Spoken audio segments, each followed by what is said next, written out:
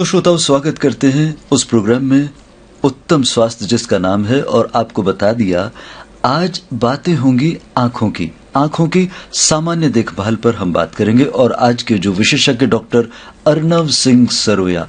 Doctor साहब, बहुत नमस्कार, बहुत स्वागत है आपका कार्यक्रम में। नमस्कार सर जी। डॉक्टर साहब, जब हम किसी से मुखातिब होते हैं तब हम अपनी आंखों से उन्हें देखते हैं, और आंखों से देखने पर उनका सामने का जो सौंदर्य है वो हमें नजर आता है अपनी इन आंखों से। लेकिन उसके लिए शर्त यह है कि हमारी आंखें बिल्कुल दुरुस्त होनी चाहिए, आंखों में एक गहराई होनी चाहिए। और कहते हैं कि आंखों में गहराई समुद्र की तरह होती है ना। और जो आपका नाम है अर्नव, वो भी कुछ इसी से वास्ता रखता है। अर्नव के मायने समंदर है, गहराई है ना। और ऐसा लगता है कि आप शायद जन्मजात ही डॉक्टर पैदा हुए थे। जी डॉक्टर साहब, तो आपका बहुत स्वागत हम करते हैं इसमें। और आज का ये जो कार्यक्रम है, इसमें आंखों की सामान्य बातों पर हम अपने श्रोताओं से उनको जानकारी आपके माध्यम से दिलवाएंगे। और क्योंकि ये सजीव फोन इन प्रोग्राम है, तो हमारे श्रोता आपसे बात कर सकेंगे सीधे। तो आप आंखों के बारे में सबसे पहले क्या कहना चाहेंगे डॉक्टर साहब? आंखें हमारे जीवन की रोशनी है। जिनके पास दृष्टि है वो सौभाग्यशाली हैं, और जिनके पास दृष्टि नहीं है उनके लिए जीवन एक निरंतर अंधकार की तरह प्रतीत होता है। हमें बहुत ध्यान रखना चाहिए अपनी इन आंखों का, और ये जरूर मेक श्योर करना चाहिए कि जितना हम अपने ब्लड टेस्ट पे जोर देते हैं, जितना हम अपनी बॉडी के बाकी टेस्ट पे जरूर जोर देते हैं, कई बार हमने देखा है कि मरीज आंखों के चलते किसी न किसी कारणवश या तो उन्हें सही मेडिकल सर्विस नहीं प्राप्त हुई, या फिर उन्होंने अपनी ही बॉडी को थोड़ा सा निग्लेक्ट किया, उस वजह से आंखों की रोशनी से वंचित रह जाते हैं। तो उन्हें अवश्य ये मेक श्योर करना चाहिए कि अपने नियरेस्ट जो भी अस्पताल है, सरकारी प्राइवेट, जहां पे भी दिखाना चाहें, वहां जरूर साल में एक बार, 6 महीने में एक बार अपनी आंखों की पूर्ण रूप से जांच जरूर करवाएं। क्या बात है डॉक्टर साहब। जैसे हमने आपकी आंखों की गहराई की बात की, वैसे ही आपकी वाणी की भी एक गहराई है जो हमारे श्रोताओं तक दूर तक पहुंचेगी और दिल तक असर करेगी कि अपनी आंखों का हमेशा ख्याल रखें। तो श्रोताओं, कार्यक्रम आरंभ तो हो ही चुका है, आंखों पर बातें कर रहे हैं। और आंखों पर वो जानकारी आप जरूर लीजिएगा जो आपकी दृष्टि को कहीं न कहीं धुंधला करने के कारण बन जाती हैं, और इसमें उम्र का भी एक वास्ता होता है। आज हमारे डॉक्टर साहब इसी विषय पर आपको बहुत सी जानकारी देंगे। डॉक्टर साहब, आंखों का जिक्र करते हुए आपने कहा कि जैसे लोग अपने रक्त की जांच के प्रति सचेत रहते हैं, वैसे आंखों की जांच के प्रति भी सचेत रहें। हमारे शरीर के अंदर एक दूसरे अंग एक दूसरे से वास्ता रखते हैं, जैसे कि रक्त से भी वास्ता रखती हैं आंखें। वो कौन कौन सी तकलीफें हैं जो उम्र बढ़ने के साथ साथ आंखों को तकलीफ देती हैं, कष्ट पहुंचाती हैं? आज की हमारी इतनी जो व्यस्त, इतनी बिजी जीवन शैली में बहुत सारी ऐसी बीमारियां हैं, जैसे डायबिटीज, ब्लड प्रेशर, जी, थायराइड, कोई शारीरिक कोई कैंसर हो, या आंखों में प्रेशर बढ़ना, जिसको हम काला पानी या ग्लोकोमा बोलते हैं। इन सब के पीछे एक बड़ा शारीरिक कारण हो सकता है, और जिसका असर मैं ये नहीं कहूंगा सिर्फ आंखों पर आंखों पर कई बार बहुत पहले पता चल जाता है। एक बीमारी है जिसको हम बोलते हैं डायबिटिक रेटिनोपैथी। शरीर में शुगर की मात्रा खाली पेट या भरे पेट, या जो 3 महीने की शुगर हम जिसको बोलते हैं HbA1c, वो अगर बड़ी हो, तो कई पेशेंट हमारे पास आते हैं जिनको पता भी नहीं होता कि हमें डायबिटीज शुरू हो चुकी है, और उनका पहला लक्षण उनको आंखों में ही पता चलता है। और जैसे ही हमें आंखों में ऐसा कोई संकेत दिखता है, हम तुरंत पेशेंट को सचेत करते हैं कि आप अपनी शुगर की जांच कराएं, आप अपने फिजिशियन डॉक्टर से मिलें, अपने एंडोक्राइनोलॉजिस्ट से मिलें, और अपनी शुगर की निरंतर जांच कराते रहें। क्योंकि इसका असर ना सिर्फ आपकी आंखों पे पड़ा है, वो एक साइलेंट बॉम्ब की तरह है जो आगे जाके आपके हार्ट, आपकी किडनी, आपके लिवर और बाकी सारे अंगों पर भी असर डाल सकता है। ऐसे सिर्फ शुगर नहीं, ब्लड प्रेशर और बहुत सारी अलग बीमारियां हैं, इन्फेक्शंस हैं कई तरह के, जो सबसे पहले आंखों में पता चलते हैं, और वो एक संकेत बनते हैं कि आप बिल्कुल अपने ध्यान रखना शुरू करें। जी डॉक्टर साहब, आपकी बातें जागरूक कर रही है हमारे श्रोताओं को, और वो पूरा ख्याल रखेंगे अपने शरीर का, क्योंकि जब हम हैं हमारे शरीर से ही हमारा परिचय होता है और हम अपने सारे काम उसी से कर पाते हैं। डॉक्टर साहब, जैसा कि सजीव फोन इन प्रोग्राम है, हमारे श्रोता फोन करना आरंभ कर रहे हैं, तो क्या उनका फोन शामिल किया जाए? बिल्कुल जी। नमस्कार। नमस्कार। हेलो। हाँ जी, नमस्कार। हेलो। हेलो, नमस्कार। हाँ नमस्कार सर, मैं दुर्गालाल बोल रहा हूँ, ग्राम बड़गांव, तहसील इंडोली से। जी दुर्गालाल जी, आप तक आवाज स्पष्ट पहुंच रही थी ना? हाँ जी जी जी, कीजिए, प्रश्न कीजिए अपना। मैं पूछ रहा हूँ, मेरे आँख में एक आँख है ना जिसमें पानी आता है, अपने आप ही आंसू आते हैं। जी, उम्र क्या है आपकी दुर्गालाल जी? हमारी उम्र 34 साल हो गई। 34 साल है? ओह, सुनिए डॉक्टर साहब से। डॉक्टर साहब, बड़ी ये उम्र ज्यादा नहीं है, लेकिन ये तकलीफ हुई है। इसके पीछे काफी सारे कारण हो सकते हैं। आपका कभी कोई ऑपरेशन हुआ है, ऑपरेशन नहीं हुआ है, क्या व्यवसाय करते हैं? तो ऑपरेशन को कुछ नहीं मार दो अपना आप ही। एक आँख में दाएं साइड की आँख है ना जिसमें अपना आप ही पानी आओ जाए, आंसू आओ जाए, फिर लाल चट हो जाओ। अच्छा, डॉक्टर साहब ने आपसे पूछा आप काम क्या करते हैं? खाए काम ना करो, मुँह तो गिराए रहो, मुँह तो पड़े रहो तो काट दो। अरे अरे अरे अरे डॉक्टर साहब, मौसम बदलने की वजह से भी आंख में लालिमा आना, आंख में एलर्जी आना या आंख में संक्रमण का होना, ये सब आंख में कुछ एक्स्ट्रा अमाउंट में पानी, या जिसको हम बोलते हैं टीयर प्रोडक्शन, शुरू कर सकते हैं, जो मेडिसिन से 99% तक ठीक हो जाता है, बशर्ते हम उसको ढूंढें कि क्या कारण उनकी आंख में बन रहा है। कई बार पेशेंट्स को सिर्फ एलर्जी की वजह से भी, जो बहुत ही सामान्य बीमारी होती है, एलर्जी की वजह से भी आंख में एक्स्ट्रा पानी बनना शुरू हो जाता है, जिसको हम दो तरीकों से भी क्लासिफाई करते हैं, dry eyes, evaporative dry eye, या फिर एक्वस डिफिशिएंट ड्राई आई। तो आप एक बार पूर्ण रूप से अपनी जांच करवाकर सही दवा लेकर इस जो एक्स्ट्रा आंख में से आंसू आने की दिक्कत है उससे 100% निजात पा सकते हैं। जी जी, तो हमारे श्रोता को ये आपने जो उत्तर दिया उससे वो समझ पाए होंगे कि उनको कष्ट क्या है। और श्रोताओं, क्योंकि सजीव फोन इन प्रोग्राम है ये, हम आपको बता दें 29411142 टेलीफोन नंबर है, एसटीडी कोड 0744 आप इस्तेमाल कर सकते हैं। आज आंखों की सामान्य देखभाल पर हम बात कर रहे हैं। विशेषज्ञ डॉक्टर अर्नव सिंह सरवैया साहब हमारे साथ हैं, जो बड़ी मधुर शब्दों में आप तक की बात पहुंचा रहे हैं। तो आप जुड़िए चंबल चैनल के इस प्रोग्राम से, आपका बहुत स्वागत करते हैं। नमस्कार। हाँ सर, नमस्कार सर। जी नमस्कार। हाँ सर, मैं शेखावटी से बोल रहा हूँ। शेखावटी से संतोष जी? हाँ जी, बहुत स्वागत है संतोष जी। सर, मैं डॉक्टर साहब से ये क्वेश्चन था कि मेरे केरेटोकोनस हो गया था कोर्निया का, तो मैंने उसका एक डीप एंटीरियर लेमिनर केरेटोप्लास्टी कराई है, 2008 में करा ली थी जी। हाँ सर, अभी क्या कि अभी मुझे और कोई प्रॉब्लम नहीं रहती है। मेरे क्या कि आंखों में जैसे जो कीड़ होता है वो निकलता नहीं है, मतलब वो बिल्कुल इकट्ठा हो जाता है, तो इससे आंखों में बहुत जैसे इरिटेशन होता है। तो दवाइयाँ यूज करने के बाद भी इतना प्रॉपरली आराम मिल नहीं पाता है। जैसे मैं दवाई जैसे यूज करता हूँ, ये जी जी रहती है। जी सुनिए संतोष जी, सुनिए जी डॉक्टर साहब। सर, जो आपका डीप एंटीरियर लेमिनर केरेटोप्लास्टी या डाल्क सर्जरी जो बोलते हैं, वो केरेटोकोनस के लिए एक बहुत ही बढ़िया इलाज है।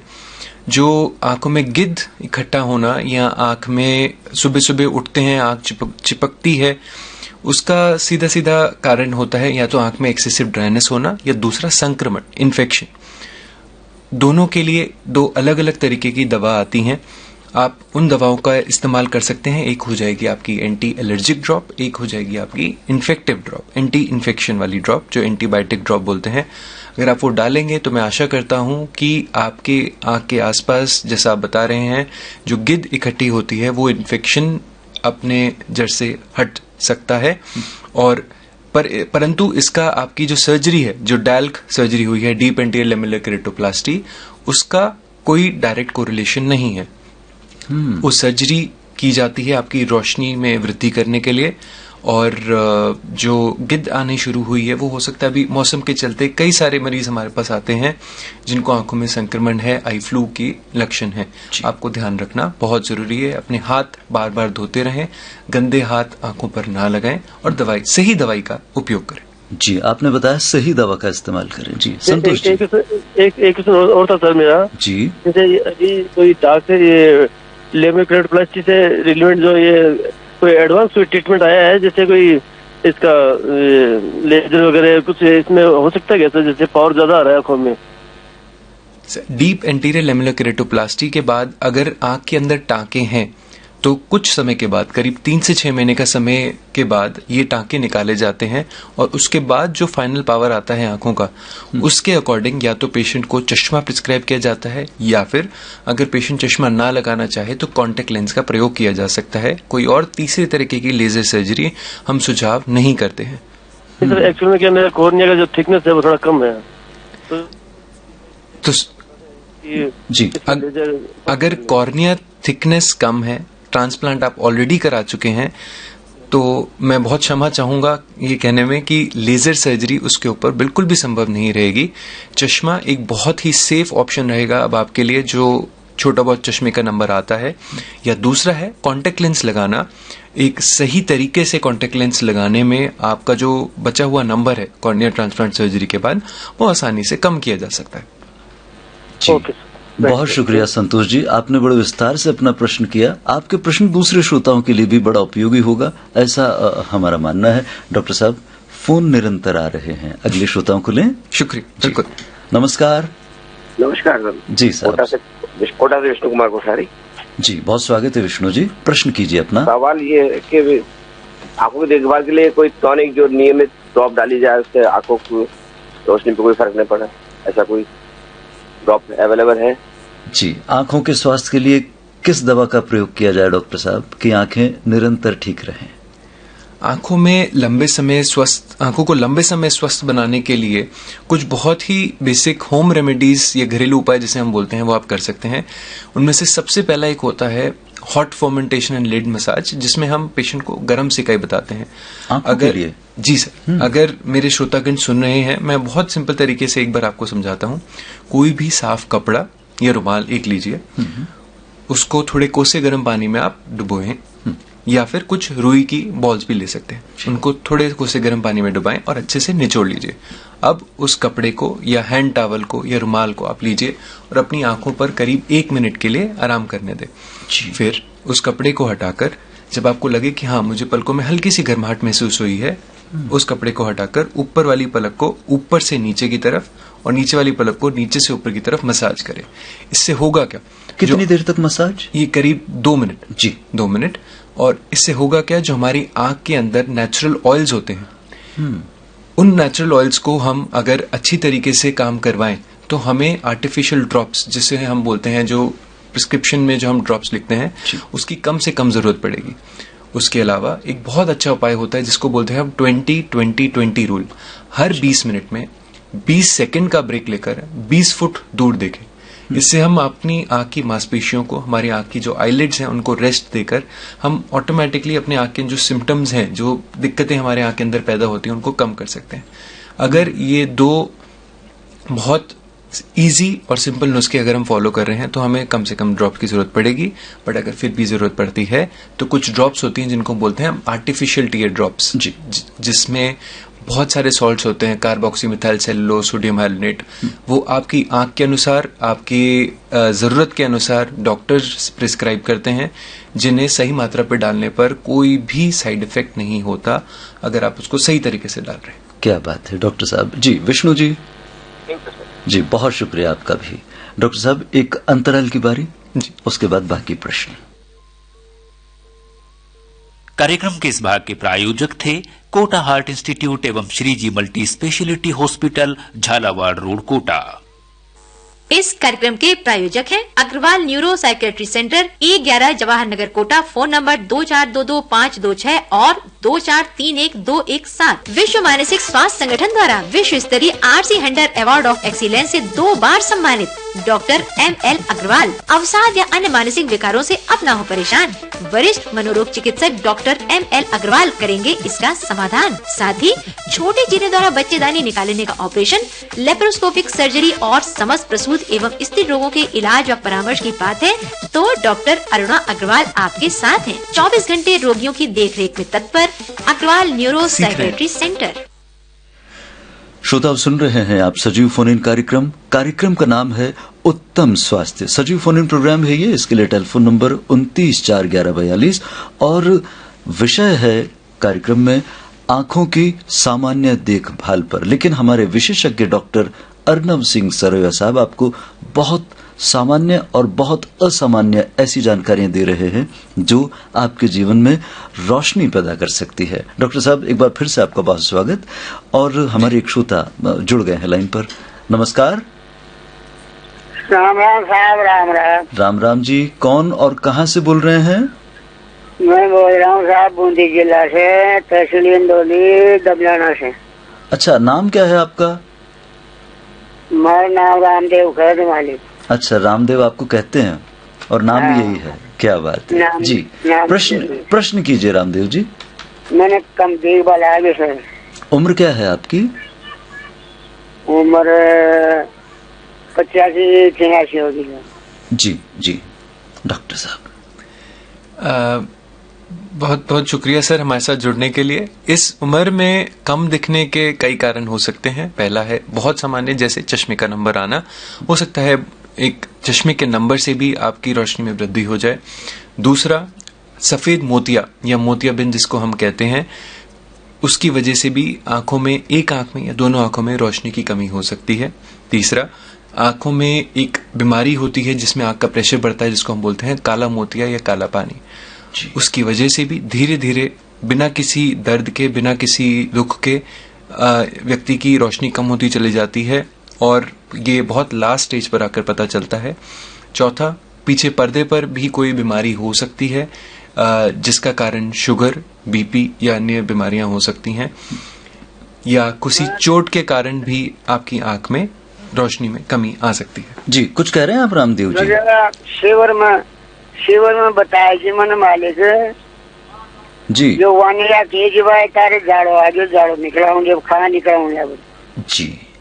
आंखों में जाला, आंखों में जाला आने के भी मैं बताऊंगा कि कई कारण होते हैं। अगर आपका पहले से मोतियाबिंद का ऑपरेशन हो रखा है तो आंख के अंदर जो लेंस डलता है उस झिल्ली के पीछे या फिर वो खुद वो झिल्ली एक थोड़ी सी मोटी हो जाती है, जिसको लेजर मशीन पर मात्र 1 मिनट के अंदर सटीक तरीके से लेजर को काटकर आपकी रोशनी को बढ़ाया जा सकता है।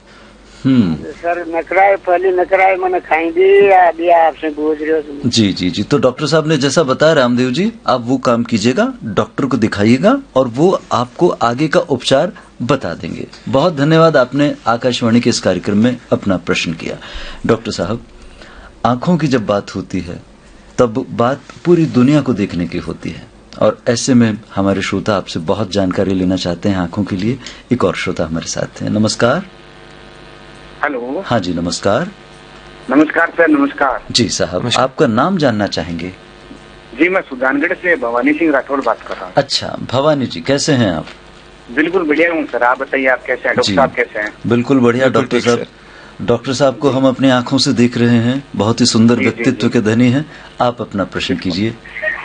डॉक्टर साहब से मेरा एक सवाल है डॉक्टर साहब कि आंखों का कोई भी ऑपरेशन, जैसे आंखों में मांस बढ़ना और मोतियाबिंद के और भी बहुत सारे ऑपरेशन आप करते होंगे या फिर डॉक्टर आंखों के करते हैं। अगर कोई पेशेंट HIV या HB से हेपेटाइटिस का उसकी जांच पॉजिटिव आ रही है तो उसके लिए अलग से आपके पास साधन रहेंगे, तो उस मरीज के लिए आप क्या कुछ उपाय देंगे या फिर उसका ऑपरेशन अलग टाइप से होगा? इसके बारे में थोड़ी जानकारी श्रोताओं को दीजिए और मुझे भी दीजिए। थोड़ा टेक्निकल है ये मामला जी। सर, हेपेटाइटिस बी का मरीज हो, हेपेटाइटिस सी वायरस का मरीज हो, HIV वायरस का मरीज हो, ऑपरेशन वही सामान्य तरीकों से होगा जो एक नॉर्मल व्यक्ति जिसको कोई भी खून का संक्रमण नहीं है, जैसे उस व्यक्ति का इलाज होता है वैसे ही इसी किसी पेशेंट का किया जाएगा। अंतर सिर्फ इतना रहेगा क्योंकि ये संक्रमण हम दूसरे पेशेंट्स तक नहीं पहुंचा सकते, तो ऑपरेशन के पहले, ऑपरेशन के दौरान और ऑपरेशन के बाद जो हमारे इंस्ट्रूमेंट्स या सर्जिकल इंस्ट्रूमेंट्स जिसको हम कहते हैं, वो सर्जरी के दौरान जो इस्तेमाल होते हैं, उनको स्टेरिलाइज करने का, उन्हें डिसइंफेक्ट करने का एक बहुत ही सक्रिय, एक बहुत ही स्ट्रिक्ट प्रोटोकॉल होता है, जिस वजह से जिसको हमें फॉलो करना जरूरी है, ताकि जो इन्फेक्शन एक व्यक्ति से कुछ इंस्ट्रूमेंट्स में अगर आया है तो वो आगे किसी भी व्यक्ति में ना पहुंचे। परंतु उसके अलावा सर्जरी करने की तकनीक, सर्जरी करने का ढंग, सर्जरी के दौरान यूज किए गए इंस्ट्रूमेंट्स सब सेम रहते हैं, उसमें कोई भी भेदभाव या उसमें कोई भी कमी नहीं छोड़ी जाती है। ऐसा हम हमेशा हर केस में मेक श्योर करते हैं। उनको अच्छे से सैनिटाइजर होता है, मतलब है जी ना? जी, वो होना बहुत जरूरी है। जी जी बिल्कुल सर, धन्यवाद सर। जी, आपका भी बहुत धन्यवाद। बड़ी दूर से आपने प्रश्न किया और जन जागरूकता के लिए आपने प्रश्न किया। जी भवानी जी, बहुत शुक्रिया आपके प्रश्न के लिए। डॉक्टर साहब, एक कथन है कि ज्यों की त्यों धर दीनी चदरिया, और दास कबीर ने यही काम किया कि इस चदरिया को जैसे ही रख दी। हम अगर जिस्म की बात करें, जिसमें भी आंखों की बात करें, तो हम आंखों के भी उसी तरह से ख्याल रख सकते हैं कि हम इसे वैसे के वैसे रख सकें जैसे ये हमें मिली थी प्रकृति के द्वारा, क्योंकि दान का महत्व बहुत है। और जब हम नेत्र दान करें, तब नेत्र दान करते समय हमारे नेत्र तो सकुशल रहें, तो उम्र दराज जब हम हो जाएं तब तक भी हमारी आंखें बिल्कुल सामान्य रहें, व्यवस्थित रहें, स्वस्थ रहें, उसके लिए क्या प्रयोग किए जा सकते हैं? अगर हमारी आंखों की व्यवस्था हम उम्र दर बनाए रखना चाहते हैं, जैसे मैंने बताया, कई बहुत सिंपल से इलाज हैं, जैसे 20-20-20 रूल है जी। साल में एक बार जरूर अवश्य जांच कराएं। जैसे मैंने बताया, अपने रक्त से रिलेटेड जो जांचें हैं वो जरूर कराएं। कई बार उनसे भी आप सचेत हो जाते हैं कि मुझे अपनी बॉडी का ख्याल रखना है, आंखों में कोई बीमारी नहीं हम पनपने देते हैं। जी। आंख में कोई लालिमा है, कोई एलर्जी है, कोई संक्रमण है, उसका तुरंत से तुरंत इलाज कराएं। कोई चश्मे का नंबर है, एक छोटे से बच्चे की पहली जांच 4 साल या 5 साल जैसे ही वो ABCD नंबर पढ़ना शुरू करता है हो जानी चाहिए। बच्चों में जितना लेट हम करते हैं उनका नंबर की जांच कराने में, उतना ज्यादा चांसेस होते हैं कि उनकी आंख कमजोर रह जाती है। कई बच्चे हमारे पास आते हैं 20-25 साल की उम्र में कि हमने तो आज तक कभी चश्मा लगाया ही नहीं, और उनकी नजर पूर्ण रूप से, जिसको हम बोलते हैं 6/6 नजर, वो नहीं बन पाती। उस समय बहुत कम ऐसे इलाज संभव हैं जिससे हम उनकी रोशनी को 100% वापस लौटा सकें। तो जरूर अवश्य ये ध्यान रखें कि पहली जांच सही समय पर कराई जाए बच्चों के। उसके अलावा हम अपने खान पीने का बहुत ध्यान रख सकते हैं। जी, खान पीन पर हम जरूर आएंगे डॉक्टर साहब। एक श्रोता हमारी प्रतीक्षा कर रहे हैं। बिल्कुल जी, नमस्कार सर। नमस्कार सर, मैं शर्मा साहब बोला था, अम्बाला कैंप से, रहने वाला कोटा का हूँ। जी। तो 2007 और 2008 में मैंने कराया था ऑपरेशन, तो मेरे हिसाब से। जी। तो अभी क्या है, मौसम से बदलाव आता है, जैसे गर्मी में दिक्कत आती है, दिन बड़े होते हैं, बरसात में दिक्कत आती है। अभी मेरे को दवाई लिखी है, लूवी फास्ट लिखी हुई है डालने की। अभी बरसात में 1.5-2 महीने से दिक्कत है, पानी बंद तो हो नहीं रहा है, इसमें क्या जैसे ध्यान रखना चाहिए? सुनिए योगेश जी, सुनिए। बारिश में अपनी आंखों का ध्यान रखना और थोड़ा सा जरूरी हो जाता है। हम कई जगह जाते हैं, हम मंदिर जाते हैं, मस्जिद जाते हैं, हम मॉल जाते हैं, वहां पर अपने हाथों से हम दरवाजा खोलते हैं, एस्केलेटर्स का इस्तेमाल करते हैं। बहुत ध्यान रखना जरूरी है कि इन हाथों को जब हम 100 जगह छू चुके हैं, अपनी आंखों तक ना लेके जाएं, उनको सैनिटाइज करें, बार बार धोते रहें, जिससे आप बाहर से लाए हुए संक्रमण को अपनी आंख में ना लेके जाएं। दूसरा, आपको अगर लगता है कि मेरी आंख में आज आंख में थोड़ी सी लालिमा है या थोड़ा सा संक्रमण के लक्षण दिख रहे हैं, तो तुरंत अपने नियरेस्ट जो भी आई स्पेशलिस्ट हैं उनको जरूर दिखाएं। तीसरा, कई पेशेंट्स हमारे पास आते हैं जो कहते हैं हम सुबह उठते ही पहली चीज है कि अपनी आंखों को जोर जोर से पानी से झपके मार के धोते हैं। मैं आपसे रिक्वेस्ट करता हूं कि ऐसा ज्यादा ना करें, इससे ड्राइनेस और संक्रमण के चांसेस कई बार और बढ़ जाते हैं। ऐसा ज्यादा ना करें, ऐसा ज्यादा ना करें, क्योंकि जो पानी का हम उपयोग कर रहे हैं अपनी बॉडी के सबसे सेंसिटिव ऑर्गन में डालने के लिए, हमें नहीं मालूम वो कितना साफ है। बिल्कुल, क्या बात है डॉक्टर साहब, ये बात भी सही है। सरदार जी उसमें अभी लिखा क्या है, तो आई लूवी फास्ट लिखी हुई है दवाई। जी सर, जी उसका इस्तेमाल आप बिल्कुल कर सकते हैं। जी योगेश जी, बहुत शुक्रिया आपके प्रश्न के लिए। डॉक्टर साहब, हम अपनी आंखों से जो देखते हैं दूर तक तो देख लेते हैं, लेकिन नजदीक की वो चीज नहीं देख पाते, जैसे कि आपने बताया जो हमारे कीटाणु हाथों में छिपे रहते हैं, जिन्हें सैनिटाइज करके ही हमें इस्तेमाल करना चाहिए, आंखों तक पहुंचाना चाहिए।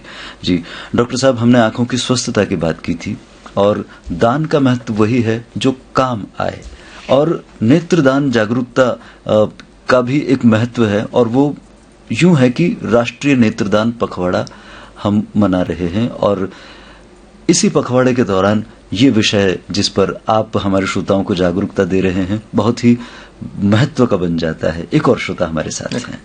नमस्कार। नमस्कार जी। जी साहब। जी नमस्कार। डॉक्टर साहब को नमस्कार। जी साहब। मेरी 66 एज है सर मेरी, मैं कोटा से बोल रहा हूँ। एक तो सर मेरे को जैसे आपने बताया था कि आर्टिफिशियल टीयर ड्रॉप्स अपन जो डालते हैं, जैसे डिप्रेस टीयर्स वगैरह डालते हैं, तो ये मैं लंबे टाइम से डालता रहा हूँ, और अभी मैं बैंकर हूँ, पहले बैंकर था ना, तो ये अभी मतलब मेरे को कोई वैसे दिक्कत नहीं है, तो डालनी चाहिए नहीं डालनी चाहिए। दूसरा प्रश्न सर, मेरा HB1ALC 6.89 आता है, जबकि फास्टिंग और PP दोनों विद इन द लिमिट्स आते हैं हमेशा, तो अब इसमें मेरे को कोई दिक्कत हो सकती है क्या? और तीसरी चीज ये है कि सर मुझे ये बताया गया है कि मोतियाबिंद बनना शुरू हो गया है, लेकिन मुझे रूटीन में कोई दिक्कत नहीं है, तो इसके मतलब कैसे पता चलेगा कि हम ऑपरेटेबल है या नहीं है, मतलब बिना मतलब कंसल्टेशन के कैसे पता चल सकता है सब दैनिक कार्य में, कैसे आप मतलब पता चलेगा? जी, एक बात तो हम कह सकते हैं कि चंबल चैनल के इस प्रोग्राम से आपको पता लग सकता है, और अगली बात डॉक्टर साहब पहुंचा रहे हैं। महेश जी, बहुत शुक्रिया प्रश्न करने के लिए, जुड़े रहिए, सुनिए। जी डॉक्टर साहब, जैसा कि आपने बताया कि आपके शुगर की जो जांच है HbA1c वो 6.8 है, जो बॉर्डर लाइन से थोड़ा सा ऊपर है। खाली पेट शुगर की जांच या खाने के बाद शुगर की जांच का नॉर्मल आना कई पेशेंट में पॉसिबल होता है, बट जो HbA1c है हमें 3 महीने की शुगर का ज्ञान देती है, जो एक ज्यादा रिलायबल इंडिकेटर होता है। आपने एक रात पहले गुलाब जामुन खाया तो आपकी शुगर बढ़ जाएगी, आपने हफ्ते भर गुलाब जामुन नहीं खाया तो शुगर कम हो जाएगी, बट HbA1c जो है वो हमारे 3 महीने के जो शुगर का कंट्रोल है उसको बताता है, तो वो एक ज्यादा अच्छा, ज्यादा रिलायबल मापदंड है, उस पे डॉक्टर्स काफी रिलाई करते हैं। दूसरा, अगर शुगर के पेशेंट होते हैं तो उनमें देखा गया है, बहुत ज्यादा केसेस में देखा गया है कि जो सफेद मोतिया है या डायबिटिक रेटिनोपैथी है वो ज्यादा तेजी से बढ़ती है, इसीलिए शुगर का कंट्रोल रखना, शुगर का जो शुगर की वजह से जो चीजें आपको मना की गई हैं उनका परहेज करना वो बहुत ज्यादा जरूरी है। अगर किसी कारणवश आपको मोतिया बन भी गया है तो उसकी नियमित रूप से जांच कराते रहें, एवरी 3 to 6 months, अगर 3 to 6 months नहीं तो कम से कम साल में एक बार अपनी जांच जरूर कराएं। और आप जैसा बता रहे हैं कि मुझे मोतियाबिंद के बारे में भी बताया गया, तो उसके बारे में मैं बोलूंगा कि अगर आपका काम जो रोजमर्रा का काम है, जैसे टीवी देखना है, फोन चलाना है, कार ड्राइव करनी है, अगर ये सारी चीजें आप एक चश्मे के साथ या चश्मे के बिना बिल्कुल 100% तरीके से कर रहे हैं तो हो सकता है आपके पास अभी समय है मोतियाबिंद का ऑपरेशन कराने के लिए, पर अगर किसी भी कार्य में दूर की दृष्टि में, पास की दृष्टि में देखने में कुछ भी दिक्कत आ रही है तो वो एक बहुत बड़ा संकेत है कि हो सकता है मोतियाबिंद बढ़ रहा है, और उसका बहुत ज्यादा इंतजार ना करें। मोतिये का पूरा पकने का इंतजार बिल्कुल भी ना करें, जितना जल्दी ऑपरेशन कराते हैं उतना जल्दी आप उतनी जल्दी ही ऑपरेशन के बाद भी रोशनी फटाफट पा सकते हैं। जी डॉक्टर साहब। सर आर्टिफिशियल टीयर ड्रॉप्स के बाद, आर्टिफिशियल टीयर ड्रॉप्स आप अगर किसी एक पर्टिकुलर ड्रॉप से कंफर्टेबल हैं तो उसको कंटिन्यू रख सकते हैं। अगर आपको लगता है कि ये पर्टिकुलर ड्रॉप मुझे एक समय के बाद कंफर्टेबल नहीं लग रही है तो आप किसी और पर्टिकुलर ड्रॉप या ऑइंटमेंट का इस्तेमाल भी कर सकते हैं, डॉक्टर की सलाह से। डॉक्टर की सलाह से, बिल्कुल सर। जी शुक्रिया महेश जी। जी डॉक्टर साहब, एक अंतराल और श्रोताओं, फिर से स्वागत है आपका। उत्तम स्वास्थ्य नाम है कार्यक्रम का, सजीव फोन इन प्रोग्राम है ये। इसके लिए telephone number 29411142, STD code 0744। Doctor Arnav Singh Saroya साहब से नेत्रों के स्वास्थ्य की सुरक्षा के बारे में आप जानकारी ले रहे हैं चंबल चैनल के इस प्रोग्राम के जरिए। डॉक्टर साहब, आपका एक बार फिर से हम स्वागत करें। डॉक्टर साहब, राष्ट्रीय नेत्र पखवाड़ा हम मना रहे हैं, और इस पखवाड़े का जो उद्देश्य है वो यही है कि हम अपनी आंखों को सुरक्षित रखें, जिनकी दृष्टि में दोष है, जिन्हें दृष्टि की जरूरत है, हम उन्हें नेत्रदान भी कर सकें। उसके लिए ये जरूरी है कि हम अपने नेत्र को सुरक्षित रखें, तभी हम दान कर सकेंगे। आप इस पर और कितनी रोशनी डाल सकते हैं? देखिए, आंखें हमारे जीवन का वो खजाना है जिसके बिना जीवन अधूरा है। इसलिए हम सबको न केवल आंखों की सुरक्षा करनी चाहिए, परंतु ये संकल्प भी लेना चाहिए कि मृत्यु के बाद हम अपनी आंखें किसी ऐसे जरूरतमंद व्यक्ति को दें जो जिंदगी भर हमारी इन आंखों से ये दुनिया देखता रहे। एक व्यक्ति अपनी मृत्यु के बाद दो व्यक्तियों को दृष्टि दे सकता है जी, एक आंख से। बिल्कुल जी, क्योंकि उस आंख की जो पुतली होती है उसके कुछ भाग किए जाते हैं जिसको हम अलग अलग व्यक्ति में ट्रांसप्लांट कर सकते हैं जी। नेत्रदान बहुत एक सरल प्रक्रिया है। आवश्यकता सिर्फ इतनी है कि मृत्यु के बाद परिवार वाला किसी आई बैंक के संपर्क में आकर ये संकल्प ले कि मेरा ये परिवारजन डोनेट करना चाहते थे, इसीलिए मैं डोनेट कर रहा हूं। या फिर आप अभी भी प्लेज कर सकते हैं कि मैं मृत्यु के बाद अपनी आंखें दान करना चाह सकता हूं, देहदान या नेत्रदान कर सकते हैं। आई बैंक की टीम आपके घर पर आकर बहुत ही सुरक्षित, बहुत ही स्टेराइल तरीके से आंखें लेकर उनका एक जो नीडी व्यक्ति है उसको कॉर्निया प्रत्यारोपण के माध्यम से रोशनी प्रदान कर सकते हैं। इसमें किसी भी धर्म, किसी भी जाति या किसी आयु की सीमा का कोई बाधा नहीं होती है। इसीलिए कहा गया है शायद कि सबसे बड़ा दान है दृष्टिदान। क्या बात है जी डॉक्टर साहब। और उसमें यह भी कहा जाता है कि इससे शरीर में किसी तरह का बेढंगापन नहीं आता। बिल्कुल जी, शरीर में किसी तरह की विकृति नहीं आती। बिल्कुल जी। डॉक्टर साहब, सजीव फोन इन प्रोग्राम है ये, हमारे श्रोता प्रतीक्षारत हैं जी। नमस्कार जी सर जी, आप दोनों महोदय जी को नमस्कार। और इसके साथ साथ आज हरितालिका तीज व्रत भी है, तो सभी हमारे बहनों एवं भाइयों को मंगलमय हार्दिक बधाइयाँ। बिल्कुल बिल्कुल। राम जी, अब आपका नाम भी बता दीजिए। जी जी, अब तो आप खुद ही ले लिए हैं और जानते भी हैं सर जी। जी, तो अब बताना क्या है? जी, प्रश्न कीजिए राम जी। जी जी, प्रश्न कुछ जरूर है हमारा सर जी। एक रोज 20 अगस्त को हम लोगों का श्रोता दिवस मनाया जा रहा था, और इसके साथ साथ उद्घोषक के दिल से प्रोग्राम पेश किया जा रहा था रात 9 से 10 के बीच में सीमा आर जी द्वारा। जबकि इतना महत्वपूर्ण प्रोग्राम होते हुए, दिवस होते हुए, हम लोगों के श्रोताओं के बीच में कुछ नहीं बोला गया। तो थोड़ा सा मैं ये बताना चाह रहा हूँ सर जी, आपके कोई भी कार्यक्रम से उस रोज ऐसा वार्तालाप नहीं सुनाई दिया, ना नमस्कार ना चौपाल ग्राम सभा, कोई नहीं। जी राम जी, कृपया आपसे अनुरोध करते हैं, आज विषय पर आधारित बात कीजिए। जी जी जी जी। विषय ये है थोड़ा सा जरूर सर जी कि हमारे आंखों में क्या है कि दूर का तो दिखाई देता है कम से कम 1-2 फुट का, पर नजदीक जब उसको कर लेते हैं लगभग 1 फुट से कम में तो नहीं दिखाई देता है। उम्र बताइए डॉक्टर साहब को। उम्र हमारी लगभग 48-49 के बीच। जी, सुनिए डॉक्टर साहब से। जी डॉक्टर साहब, 40 साल की उम्र के बाद पास की दृष्टि में दोष आना है, जिसको हम प्रेसबायोपिया वर्ड कहते हैं क्लिनिकल साइंस में, वो एक बहुत ही कॉमन प्रक्रिया है जो अगर 100 करोड़ की आबादी है या 200 करोड़ की आबादी है सबको ही आएगा।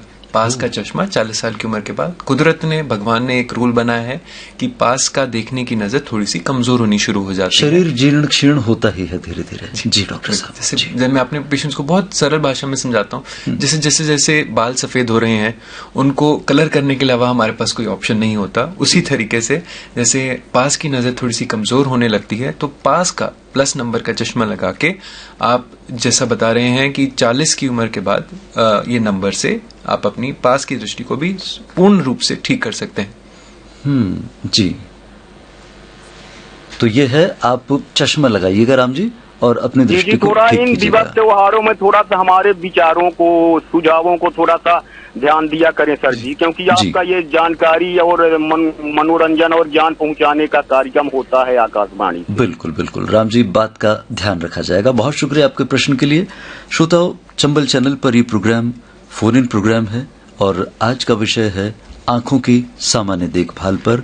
और आज हमारे नेत्र रोग विशेषज्ञ डॉक्टर अर्नव सिंह सरोया साहब हमारे साथ हैं, उनसे आपके प्रश्न हम पहुंचाते हैं। नमस्कार। नमस्कार जी साहब, नाम बताएं। जी, मैं रमेश महावर बोल रहा हूँ अजमेर जिले से। जी रमेश जी, बहुत स्वागत है आपका। क्या प्रश्न है आज आपका? डॉक्टर साहब को नमस्कार। नमस्कार सर। सर, आपने अभी नेत्रदान के बारे में कुछ बताया था कि नेत्रदान करना चाहिए। मैं इससे आगे बढ़कर एक चीज और पूछना चाहता हूँ सर, कि देहदान होता है तो देहदान करने के लिए क्या प्रक्रिया रहती है? जो नेत्रदान में होता है वही होता है या कोई अलग से कोई फॉर्म भरा होता है? कैसे सुना? वैसे विषय से इतर प्रश्न है आपका, लेकिन फिर भी डॉक्टर साहब, क्योंकि दान की बात है, जरूर बताएंगे डॉक्टर साहब। जैसे जिस तरह से नेत्रदान की एक प्रक्रिया होती है, गवर्नमेंट के कुछ लॉज हैं, गवर्नमेंट का एक प्रोटोकॉल है, डॉक्टर्स का एक प्रोटोकॉल है, उसके अकॉर्डिंग नेत्र प्रत्यारोपण के लिए जो नेत्रदान किया जाता है, उसी तरीके से देहदान के लिए भी एक प्रक्रिया होती है, जिसमें हम बॉडी डोनेशन या ऑर्गन डोनेशन जिसको हम बोलते हैं, उसके कुछ रूल्स होते हैं, कुछ माध्यम होते हैं, कुछ एक प्रक्रिया होती है कि आपको कोई बीमारी तो नहीं थी, आपको कोई लंबे समय कोई इलाज तो नहीं चला था, या कोई संक्रमण तो नहीं था। वो सारी चीजों को रूल आउट कर आपका देहदान किस तरीके से, जैसे कैडेवरिक डोनर भी एक चीज होती है जो जिनका इस्तेमाल अस्पतालों में, कॉलेजेस में बच्चों को आगे टीचिंग के लिए इस्तेमाल किया जाता है, या फिर आपके कोई बॉडी के सर्वाइवल ऑर्गन्स हैं, जैसे दिल है, किडनी है, या लिवर है, या हार्ट ट्रांसप्लांट है, उस चीज में इस्तेमाल किया जाता है। उस तरीके से एक फॉर्म होता है जिसको आप प्लेज कर सकते हैं, या तो जीते जी या मरने के बाद आपका जो परिवारजन है जिसको आप अथॉरिटी दे रहे हैं, वो इसके लिए देहदान के लिए या नेत्रदान के लिए प्लेज कर सकते हैं। जी, आशा करते हैं आपको उत्तर मिला। जी, बहुत शुक्रिया आपके प्रश्न का। डॉक्टर साहब, आंखों पर कुछ सामान्य बातें, जैसे आंखों की पुतली, आंखों की दृष्टि के अलावा कुछ ऐसे प्रश्न भी होते हैं, जैसे कुछ लोगों के इस मौसम में आंखों में खुजली चलती है, तो उसके लिए आंखें खुजल खुजल कर वो बिल्कुल लाल कर डालते हैं। ऐसे में उनकी आंखें सुरक्षित रहें। हमारी जीवन शैली जो आज के जमाने में बहुत ज्यादा गैजेट्स पे डिपेंडेंट हो गई है, फोन है, लैपटॉप है, कंटिन्यूसली हम एसी के एनवायरनमेंट में रहते हैं, तो उस वजह से आंख में थोड़ा सा सूखापन, खुश्की पैदा हो जाती है। वो एक वह कारण है। दूसरा, जो कॉन्स्टेंटली पोल्यूशन है या फिर धूल मिट्टी है जो आंख के अंदर जाती है, वो भी एलर्जी का कारण बनती है। ये दोनों चीजें, आंख में ड्राइनेस और आंख में एलर्जी, मिलकर काफी ज्यादा सिम्टम्स या लक्षण पैदा करते हैं। उसको ठीक करने के लिए, जैसे मैंने बताया था, गर्म सिकाई, ठंडा सेक भी आप कर सकते हैं। अगर किसी व्यक्ति को आंख में एलर्जी की समस्या ज्यादा रहती है तो ठंडा सेक, जैसे कोई भी आपने साफ कपड़ा लिया, रुमाल लिया, उसको आप बर्फ डालकर आंख की थोड़ी सी ठंडी सिकाई कर सकते हैं। या फिर जैसा कुछ आर्टिफिशियल टीयर ड्रॉप्स हैं, उनको भी आप आंख के अंदर इस्तेमाल करके इस एलर्जी से, या एंटी एलर्जिक ड्रॉप्स या टैबलेट जैसे कुछ सॉल्ट्स कॉमनली यूज होते हैं, उनका इस्तेमाल करके आप अपनी एलर्जी की बीमारी से भी निजात पा सकते हैं। चौथा, जैसा मैंने आपको सबसे पहले समझाया था कि अपने हाथ धोते रहना, हाथों को संक्रमण से बचाना भी एक बहुत मेजर फैक्टर होता है, जिससे हम आंख के एलर्जी संक्रमण से बच सकते हैं। अगर आंखों की सुरक्षा चाहिए तो हमारे हाथ साफ होने चाहिए, बहुत जरूरी है, बहुत जरूरी। जी डॉक्टर साहब, ड्राइविंग, सड़कों पर हम बहुत सारा समय देते हैं और इस समय ड्राइविंग में आंखों की बहुत जरूरत होती है। रात की ड्राइविंग के समय अगर चकाचौंध सी महसूस होती है तो वो कौन सी तकलीफ है? इसमें भी वही 2 या 3 बीमारियां हैं जो एक आपको पिन पॉइंट करने में कारगर रहती हैं। पहला है चश्मे का नंबर ना होना। कई पेशेंट्स आते हैं कि हमें रात को बहुत ज्यादा लाइट फैलती है, बहुत ज्यादा दिक्कत आती है, उनको जैसे ही मैं चश्मा बना दूं कहते सर हमारी तो दुनिया ही बदल गई। दूसरा, मोतियाबिंद एक बड़ा कारण है कि लाइट, जैसे अब आप देखते हैं किसी बल्ब की तरफ देखें, किसी लाइट की तरफ देखें, अगर आपको लाइट फैलती हुई दिखाई दे रही है तो वो भी कैटरेक्ट का एक लक्षण हो सकता है। उसके अलावा आंख में सीवियर ड्राइनेस के मरीजों में भी देखा जाता है कि उनको रात को ग्लेयर या हेलोज या चकाचौंधी जिसको हम बोलते हैं, वो भी एक कारण होता है। चौथा, बहुत कम मरीजों में पर ये भी पाया जाता है कि एक बीमारी होती है इसको बोलते हैं हम यूवियाइटिस या आंखें दुख नहीं आना, उसकी वजह से भी चकाचौंधी दिन में या रात में हो सकती है। कोई भी लक्षण हो, आज की डेट में मेडिकल साइंस ने तरक्की इतनी कर ली है कि अगर आप अपने नियरेस्ट आई स्पेशलिस्ट डॉक्टर को दिखाते हैं तो वो आपको सटीक डायग्नोसिस और ट्रीटमेंट में हेल्प करके आपकी जो भी बीमारी है उसको ट्रीट कर सकते हैं। जी, अब डॉक्टर साहब क्योंकि चलने का समय हो गया है, समय की भी पाबंदी है, आंखों की जांच के लिए आपने ये बताया था कि लगभग 5 वर्ष की उम्र के बच्चे को आंख का जांच करवा लेनी चाहिए और उससे देर होने पर मोटे चश्मे लगने की भी गुंजाइश हो सकती है। जी, और ऐसे में माता पिता कैसे बच्चे के लिए पहचाने कि खास तौर पर इन्हें आंखों की दिखने की समस्या है? आपका बच्चा अगर बार बार आंख मल रहा है, टीवी के पास जाकर टीवी देख रहा है, स्पष्ट दिखने की कोशिश कर रहा है, स्पष्ट दिखने की कोशिश कर रहा है, आंख छोटी छोटी करके टीवी की तरफ देख रहा है, या फिर अगर आपने उनको फोन या टैबलेट पकड़ा रखा है और वो फोन या टैबलेट को बहुत आंखों के पास लाके पढ़ रहे हैं, टीचर से कंप्लेन आ रही है स्कूल से कि ये बच्चा होमवर्क ढंग से नहीं कर रहा है या सही चीज बोर्ड से कॉपी नहीं कर पा रहा है, ये कई सारे संकेत हैं कि हमें बच्चे की रोशनी की चेकअप करा लेना चाहिए। कई बार पेरेंट्स आके बोलते हैं कि ये पढ़ नहीं रहा है, और हम जब नंबर का जांच करते हैं तो बहुत ज्यादा चश्मे का नंबर निकलता है। पेरेंट्स को सिर्फ इतना छोटा सा ही हम मुस्कुरा के जवाब देते हैं कि जब बेचारा देख ही नहीं रहा तो पढ़ेगा कैसे। क्या बात है, वाकई। जी डॉक्टर साहब, तो ये आपने ये बताया कि पेरेंट्स को अपने बच्चों की आंखों के प्रति सजग रहना है और अपने घर के बुजुर्गों का भी उतना ही ख्याल रखना है जितना बच्चे का। हर उम्र में आंखें देखने में मदद करती हैं। हर उम्र से ही कोशिश करें साल में एक बार अपनी आंखों की पूर्ण रूप से जांच, अपने कॉर्निया, कैटरैक्ट, लेंस, रेटिना, हर चीज के नंबर की, हर चीज की जांच एक बार जरूर करवाएं। जी, और ये जांच की जो अवधि है वो आपने बताया अधिकतम 1 साल, 1 साल के दौरान इसे करवाते ही रहना चाहिए। बिल्कुल, और ये जांच बच्चों को 6 महीने जो बिल्कुल न्यूबॉर्न बेबीज होते हैं उसमें भी कई बार संक्रमण की शिकायतें आती हैं कि जैसे ही बच्चा हमारा पैदा हुआ है तब से आंख से पानी आ रहा है। तो 5 साल भी नहीं, मैं कहूंगा 6 महीने का बच्चा, 2 महीने का बच्चा भी हमारा पेशेंट हो सकता है जिसको आंख में कोई दिक्कत आए, पर हर चीज का इलाज एक सही समय पर अगर उसको डायग्नोस किया जाए तो संभव है। क्या बात है डॉक्टर साहब, आज आंखों के संबंध में आपने बहुत ही सही बातें हमारे श्रोताओं तक पहुंचाई कि उनके जीवन रोशनी की ओर जाएगा। अब इस कार्यक्रम से हम भी विदा लेते हैं। डॉक्टर साहब, आपके साथ राजेश महावर भी ये चाहेगा कि श्रोता अगली बार जरूर सुने कार्यक्रम। आपको बता दें श्रोताओं, इस कार्यक्रम का संयोजन हिमांशु नामा का था। अब चलते हैं डॉक्टर अर्नव के साथ। राजेश महावर को दीजिए अनुमति। ये चंबल चैनल है, अब जयपुर से समाचार होंगे।